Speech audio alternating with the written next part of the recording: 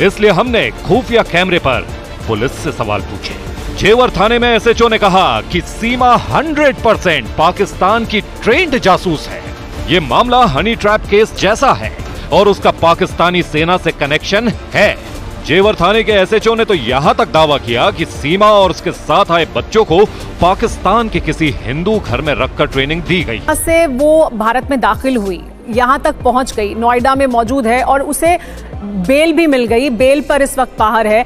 उसके बाद भी कई तरह के सवाल उठे कि अगर ये प्रकरण इस तरह से रहेगा और इस तरह से वो मौजूद रहेगी आम लोगों के बीच में, तो ये एक गलत संदेश जाएगा या इसकी वजह से संदेश जाता है कि कानून व्यवस्था के साथ आप खिलवाड़ कर सकते हैं। अभी आपको शीघ्र ही आपको कुछ हम स्टैंड देंगे। आगे क्या कार्रवाई हो रही है, हमारे पास रिपोर्ट आने वाली है। आप कुछ समय वेट करें, हम जरूर आपको पूरी स्थिति स्पष्ट करेंगे कि आगे की क्या कार्रवाई होने वाली है। सीमा के स्टिंग से खुलासा हुआ है कि उसके पास नेपाल के पशुपतिनाथ मंदिर में शादी का कोई सबूत नहीं था। उसने दावा किया था कि भारत की जेल में रहने के दौरान यानी सिर्फ 5 दिन में उसने फर्राटेदार अंग्रेजी सीख ली। सीमा ने खुलासा किया कि वो एक बार नहीं बल्कि 2 बार पाकिस्तान से नेपाल आई और वापस लौटी। स्टिंग ऑपरेशन में उसने अपने भाई के बारे में कहा कि अब वो पाकिस्तानी सेना में नहीं है। सीमा ने खुफिया कैमरे पर भी कई सफेद झूठ बोले। सूत्रों के मुताबिक सीमा हैदर के पास 3 मोबाइल फोन हैं। तीसरे फोन में सिम नहीं है। पूछताछ में सीमा तीसरे मोबाइल को लेकर सही जवाब नहीं दे रही। शक है कि इस फोन में सीमा के कई राज हैं। फोरेंसिक एक्सपर्ट की मदद से तीसरे मोबाइल का डेटा रिकवर किया जा रहा है। हैदर से लगातार पूछताछ हो रही है, लेकिन सीमा हैदर किस तरीके से सवालों के जाल में फंस गई, आपको कुछ सवाल दिखाते हैं। सीमा हैदर से क्या क्या पूछा गया है। पूछा गया कि मोबाइल फोन कैसे टूटा, उसके पास इसका कोई भी जवाब नहीं था। सीमा हैदर इस पर कुछ नहीं बता पाई। मई से पहले का डेटा डिलीट क्यों किया आपने, फोन हैंग होने का हवाला सीमा ने दिया। इसको लेकर इस सवाल का जवाब उसने ये दिया है। सवाल था कि पाकिस्तान में रहते हुए सचिन ने कब आपको पैसे भेजे, इस पर वो खामोश रही, यानी कोई भी जवाब उसने नहीं दिया है। नेपाल में किसका इंटरनेट इस्तेमाल करके आपने पैसे मंगाए, इस पर उसने नाम नहीं बताया कि किस शख्स से उसने पैसे मंगाए थे। पाकिस्तान से भारत आने तक 12 लाख कहां पर आपने खर्च किए, इसका भी कोई जवाब सीमा हैदर ने नहीं दिया। पाकिस्तान में नेपाल से भारत की टिकट किससे बुक करवाई सीमा ने, इस पर उसने एजेंट का नाम नहीं बताया कि कौन सा एजेंट था, क्या नाम था, नहीं बताया। उसने पाकिस्तान में घर किसको बेचा आपने, इस पर खरीदार के बारे में उसने कोई भी जानकारी नहीं दी और कहा कि मुझे नहीं मालूम कौन है खरीदार। पाकिस्तान का घर सीमा ने कितने में बेचा, इसे लेकर एग्जैक्ट अमाउंट नहीं बता पाई सीमा हैदर। पबजी गेम भारत में कितने लोगों के साथ खेलती थी, कई बार इसको लेकर उसने बयान बदले। जब सवाल ये पूछा गया, अलग अलग बयान। यूनिफॉर्म पहने हुए लोगों को फ्रेंड रिक्वेस्ट आखिर क्यों भेजती थी सीमा, इस पर वो बोली कि इसके बारे में उसे जानकारी नहीं है। तो ये तमाम वो सवाल जो सीमा हैदर से पूछे गए, लेकिन यहीं पर वो फंसती हुई दिखाई भी दी। ये जो सीमा आई, हमने पहले दिन से इस बात को कह रहे हैं कि इसके 3 एंगल हैं। एक तो ये पाकिस्तानी खुफिया एजेंसियों ने इसे इम्प्लांट किया हो, और ये जासूस क्या नहीं करते हैं, कैसे कैसे हनी ट्रैप बनाते हैं, कैसे कैसे जिस्मानी ताल्लुक़ पैदा करके राज उगलवाते हैं, पैसा भी देते हैं। दूसरा वही है कि लव जिहाद का मसला हो। तो रिलीजियस कन्वर्शन लॉ बना दिया आपने, ये लव जिहाद नहीं हुआ, नहीं मालूम मेरे को, ये नहीं हुआ क्या? तो वो पाकिस्तान से कैसे आ गई आप इंडिया में? अरे भैया, ये बीएसएफ को बोलिए, अमित शाह को बोलना चाहिए, ऐसा कैसे बॉर्डर क्रॉस करके आ गए। देश में लाइन ऑर्डर को मेंटेन करेंगे, किसी भी गैर कानूनी गतिविधि को हम बर्दाश्त नहीं करेंगे।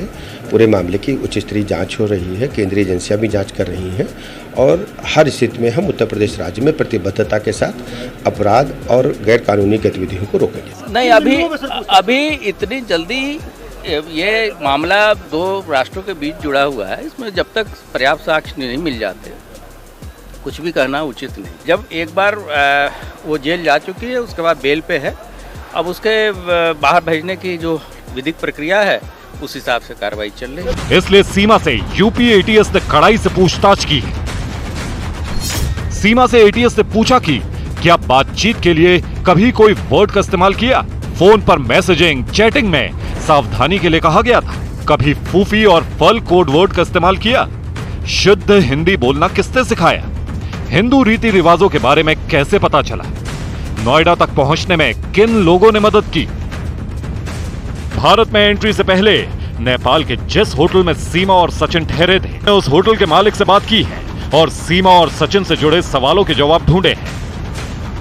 हमने अभी जो वो लोग जब यहाँ पर ठहरे थे, हम लोग ने बहुत सर्च किया तो मिला भी नहीं उनका नाम, और कुछ नेम से वो लोग। अच्छा, रजिस्टर वगैरह में आपने नोट किया था उनका नाम? हाँ, नोट किया था सर, लेकिन मिल रहा ही नहीं। उस डेट में इंडियन लोग बहुत है, लेकिन वो नाम थोड़ा मैच नहीं हो रहा है सर।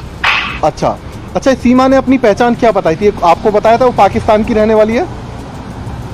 उन्होंने नहीं बताया सर। उन्होंने सीमा तो सचिन सीमा आने से भी पहले दिन आया था, तो उन्होंने कल मेरी बीवी आने वाली है करके उन्होंने रूम बुक करवाया, तो सीमा दूसरे दिन आई थी।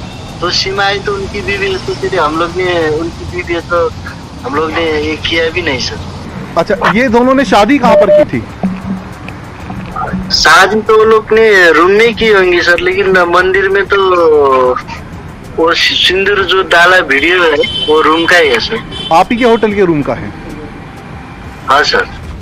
सीमा पर नेपाल में TV9 भारतवर्ष की पड़ताल में पता चला कि सीमा के आने से एक दिन पहले नेपाल जाकर सचिन ने कमरा बुक किया था। सीमा दूसरे दिन आई और सचिन के साथ 7 दिन रही। सचिन और सीमा काठमांडू में न्यू विनायक होटल के कमरा नंबर 204 में रहे थे, जहां सीमा और सचिन रुके थे, और कथित तौर पर जहां सचिन ने सीमा की मांग में सिंदूर भरकर उससे शादी की। सीमा को लेकर 5 बड़े खुलासे हुए। पहला खुलासा, सीमा ने पाकिस्तानी सेना के अफसरों को फ्रेंड रिक्वेस्ट भेजी थी। दूसरा खुलासा, सीमा पहली बार नेपाल अकेली आई, दोबारा पाकिस्तान जाकर बच्चों को लेकर आई। तीसरा खुलासा, सीमा सचिन से शादी का दावा करती है, लेकिन उसके पास कोई सबूत नहीं है। चौथा खुलासा, फौजी भाई पर सीमा का झूठ पकड़ा गया है। पांचवा खुलासा, सीमा के चाचा पाकिस्तान की आर्मी में बड़े अफसर हैं, उसने अब तक ये बात छिपाई थी। सीमा के भाई ने 2022 में पाकिस्तान की आर्मी ज्वाइन की थी। सीमा ने TV9 भारतवर्ष के स्टिंग ऑपरेशन में कहा था कि उसके भाई ने पाकिस्तानी आर्मी की नौकरी छोड़ दी है, और सीमा के पास उसके भाई का सिर्फ बिना सिर वाली तस्वीर है। लेकिन जब TV9 भारतवर्ष के रिपोर्टर ने सीमा को उसके भाई की तस्वीर मोबाइल पर दिखाकर उसके बारे में सवाल पूछा, तो हमेशा कॉन्फिडेंस से बात करने वाली सीमा का कॉन्फिडेंस हिल गया।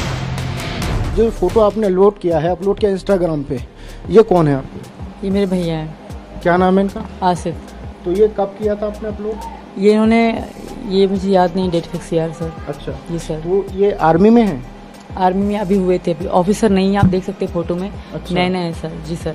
मतलब ये आर्मी में है, ज्वाइन किया है ना, पाकिस्तान आर्मी में ज्वाइन किया है? बिल्कुल सर। है ना? जी सर। तो ये आपने पहले बताया था कि ये हमारे भाई हैं लेकिन आर्मी में नहीं है, ऐसा कुछ करके? सर, जो भी मैंने सच बताया था वो मैंने पुलिस को बता दिया था, मीडिया को मुझे बताना जरूरी नहीं है। पाकिस्तानी कह रहे हैं इंडिया की जासूस है, इंडिया कह रहे हैं पाकिस्तानी जासूस है। जो भी हूँ पुलिस पता लगा लेगी और सच सामने आ जाएगा, और प्लीज मुझे इतना ज्यादा टॉर्चर मत करो। ये है सीमा का भाई आसिफ। आसिफ पाकिस्तानी फौज में है और कराची में तैनात है। इस बीच सीमा के पहले पति गुलाम हैदर ने यह भी खुलासा किया है कि सीमा का एक सगा चाचा पाकिस्तानी सेना में बड़ा ऑफिसर है और वो इस्लामाबाद में रहता है। सीमा के इस चाचा का नाम गुलाम अकबर है। सीमा जब नेपाल आई तो उसके पास 4 फोन थे, जिनमें से एक की सिम निकालकर उसने फोन तोड़ दिया था। फॉरेंसिक एक्सपर्ट की टीम सीमा के इस फोन का डेटा रिकवर करने में जुटी है। ATS को शक है कि उसके मोबाइल में कई राज छिपे हो सकते हैं। सीमा से ATS ने सवाल किए, नेपाल से भारत में घुसा जा सकता है, कैसे पता चला? जवाब, सीमा ने इसका कोई ठीक ठाक जवाब नहीं दिया। फिर ATS ने सवाल पूछा, फोन का डाटा क्यों डिलीट किया? इस पर सीमा ने फोन हैंग होने का हवाला दिया। फिर ATS ने सवाल पूछा कि सचिन ने पाकिस्तान में कब कब पैसे भेजे। सीमा ने इसके जवाब में कोई जानकारी नहीं दी। ATS का इसके बाद सवाल था कि पाकिस्तान से भारत आने में 12 लाख खर्च किए, पैसे कहां से आए? इसका भी सीमा ने कोई संतोषजनक जवाब नहीं दिया। फिर ATS से पूछा कि पाकिस्तान में टिकट किससे बुक करवाई। इस पर सीमा ने कहा कि उसे एजेंट का नाम ठीक से याद नहीं है। ATS ने फिर पूछा, पाकिस्तान में घर किसको बेचा, कितने में बेचा? इसके जवाब में सीमा ने कहा कि उसने घर डीलर की मदद से बेचा, लेकिन अमाउंट नहीं बता पाई। फिर ATS ने पूछा कि PUBG गेम भारत में कितने लोगों के साथ खेला। इस सवाल के जवाब में सीमा ने कई बार बयान बदले। ATS ने फिर पूछा, यूनिफॉर्म पहने लोगों को फ्रेंड रिक्वेस्ट क्यों भेजी? सीमा ने इस सवाल के जवाब में कोई जानकारी नहीं। इसलिए हमने खुफिया कैमरे पर पुलिस से सवाल पूछे। जेवर थाने में एसएचओ ने कहा कि सीमा 100% पाकिस्तान की ट्रेंड जासूस है। ये मामला हनी ट्रैप केस जैसा है और उसका पाकिस्तानी सेना से कनेक्शन है। जेवर थाने के एसएचओ ने तो यहां तक दावा किया कि सीमा और उसके साथ आए बच्चों को पाकिस्तान के किसी हिंदू घर में रखकर ट्रेनिंग दी गई। से वो भारत में दाखिल हुई, यहां तक पहुंच गई, नोएडा में मौजूद है और उसे बेल भी मिल गई, बेल पर इस वक्त बाहर है। उसके बाद भी कई तरह के सवाल उठे कि अगर ये प्रकरण इस तरह से रहेगा और इस तरह से वो मौजूद रहेगी आम लोगों के बीच में, तो ये एक गलत संदेश जाएगा या इसकी वजह से संदेश जाता है कि कानून व्यवस्था के साथ आप खिलवाड़ कर सकते हैं। अभी आपको शीघ्र ही आपको कुछ हम स्टैंड देंगे। आगे क्या कार्रवाई हो रही है, हमारे पास रिपोर्ट आने वाली है। आप कुछ समय वेट करें, हम जरूर आपको पूरी स्थिति स्पष्ट करेंगे कि आगे की क्या कार्रवाई होने वाली है। सीमा के स्टिंग से खुलासा हुआ है कि उसके पास नेपाल के पशुपतिनाथ मंदिर में शादी का कोई सबूत नहीं था। उसने दावा किया था कि भारत की जेल में रहने के दौरान यानी सिर्फ 5 दिन में उसने फर्राटेदार अंग्रेजी सीख ली। सीमा ने खुलासा किया कि वो एक बार नहीं बल्कि 2 बार पाकिस्तान से नेपाल आई और वापस लौटी। स्टिंग ऑपरेशन में उसने अपने भाई के बारे में कहा कि अब वो पाकिस्तानी सेना में नहीं है। सीमा ने खुफिया कैमरे पर भी कई सफेद झूठ बोले।